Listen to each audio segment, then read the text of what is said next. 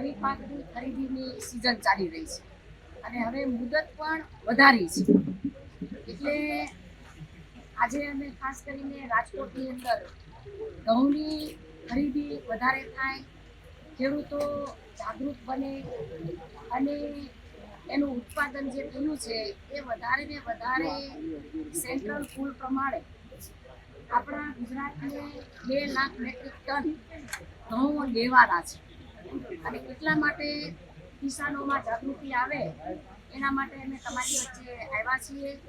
તમારા નાના મોટા કંઈક એ પણ અમે આજે અને સોલ્યુશન આવે એ તરફ અમે પણ કામ કરશું.